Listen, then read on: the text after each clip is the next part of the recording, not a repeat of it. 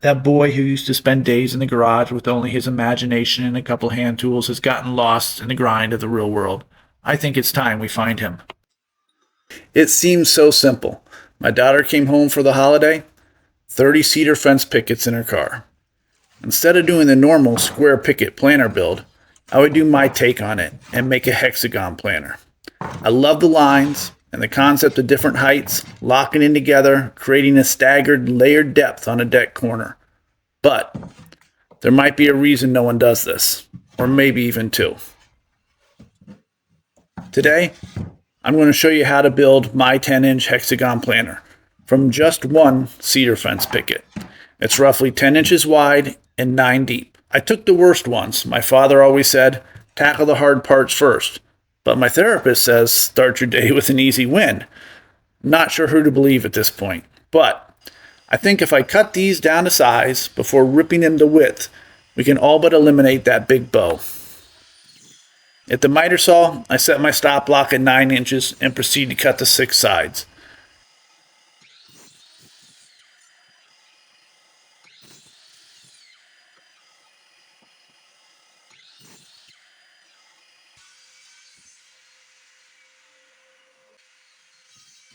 At the table saw, we rip these down. I'm ripping the maximum width I can at a 30-degree bevel. I flip the board over and do it again. The last dog-eared piece will rip not quite in half, 2 inches and whatever is left over. These will be for my hexagon feet. I mark out the hexagon feet to see if I have enough material, and I think I do, barely. Remember, the bottom doesn't have to be solid. It will have some holes in it for drainage, so some gaps will be just fine.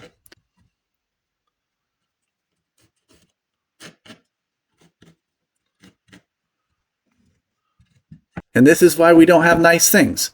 I lost my hexagon jig. I had even stained it lime green with a 30-degree mark on it in bright orange, so I wouldn't lose it in a scrap pile, and I lost it. Not a big deal.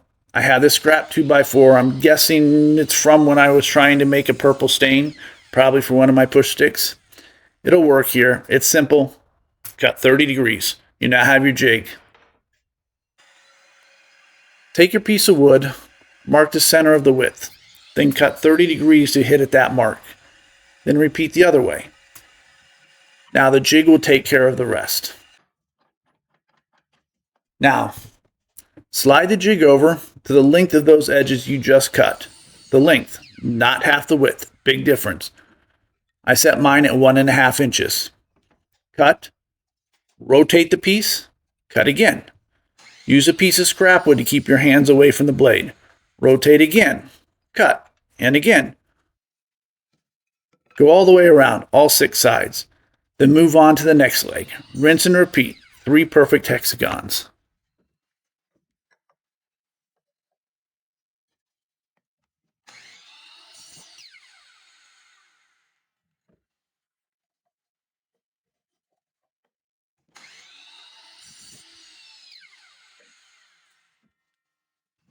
Back at the bench, we're going to go for the glue up, the tried and true blue tape method.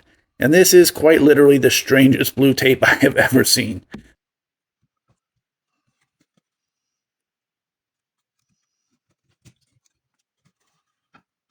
I got it at Ocean State Job Lot. It was like $2 for the roll, so half the price of any other blue tape I've seen.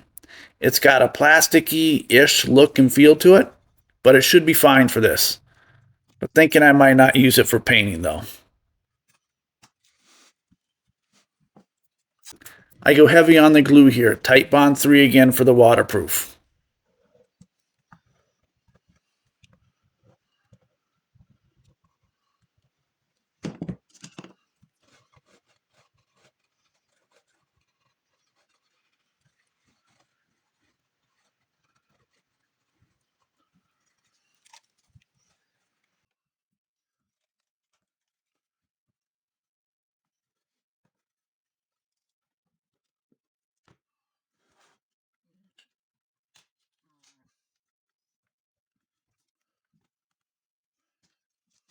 And I gotta say, it went together better than expected.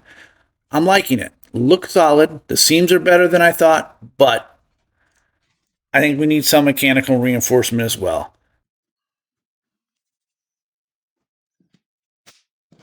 I had originally thought of using those corrugated staples, the ones used on frames, but was worried about splitting the ends. So I'm going to try and shoot some 1.5-inch nails in from the sides. I'm more than a little worried about blowout.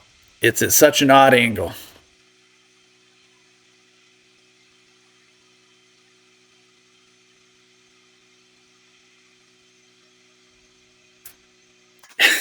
And there she blows. But only one blowout, so I consider that a success. But I think I'm beginning to realize why no one builds Hexagon planters from Pickets.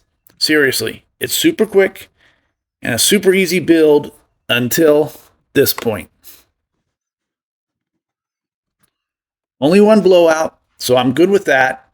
Pliers, pull it through, we're good to go. But some of these nail heads didn't sink enough. I probably should have adjusted my compressor further, but I think also it's more the issue of holding the gun not flush to the wood, but just enough to trigger the sensor so I could shoot the nail in at that required angle. I'll tap them in the best I can once the glue dries, and we'll go from there. But before that, I'm going to quickly put in what I have at the bottom. Once in, it will help hold it all together. Some more Titebond 3 and nails. Now we leave it to dry. And here we are. I think they came out great. So far, solid, respectable, but I have a couple concerns. The first being, well, they're kind of plain Jane here. I'm not sure if it's the grain or the dimensions, but they're giving me that 70s kind of vibe. And not in a good way, like the wood paneling in my parents' basement. But look at them here with the blue tape. They look good, real good. And the second concern, I think for the size of the pot, I'm okay. But I would like a little more strength around it. We could go rope. I have this left over from my gallows planter hangers that I never used. 1 strand, maybe 2. It looks a little craftsman-y, but okay.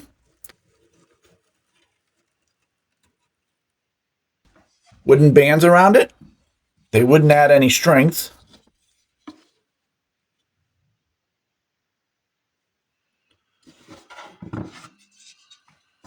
Wood frame on top.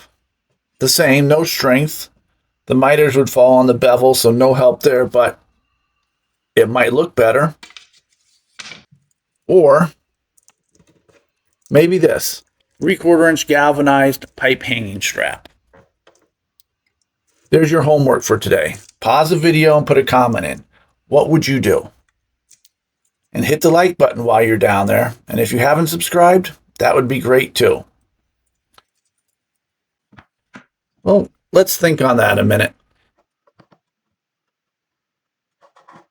In the meantime, I'm going to put the feet on the bottom. I measure in 1/4 inch from each side, put some glue on, Titebond 3 again, and shoot them down with some nails.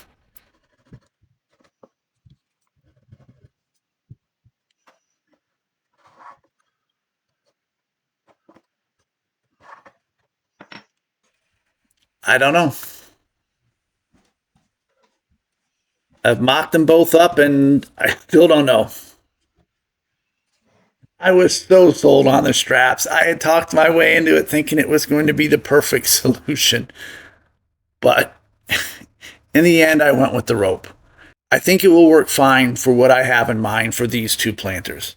Sitting at the top of my porch stairs, let's be honest, this is the very definition of a fast, easy build. I still want your thoughts on the best way to strengthen this so I can continue my pile on the deck. As always, thank you for watching. Please like, subscribe, and comment. Anything and everything. The good, the bad, and the ugly. Until the next time.